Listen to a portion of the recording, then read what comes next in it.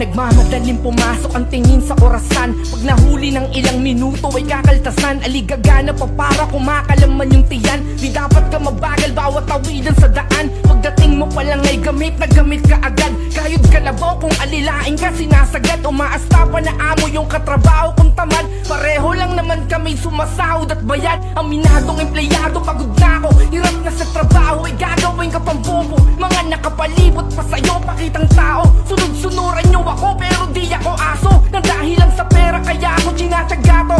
Kasi alam kong di ako pwede magreklamo. Paulit-ulit sa sahod pambayad ng atraso. Di madali ang pinagdadaanan naming mga empleyado. Hirap ng buhay, wala na bago. Lalo na kapag isa kang empleyado. Kahit na ano sipag ay kulang pa rin ang sikap. Kinakabos pa rin minsan dinadaing na mahirap-hirap ng buhay. Wala na bago. Lalo na kapag isa kang empleyado.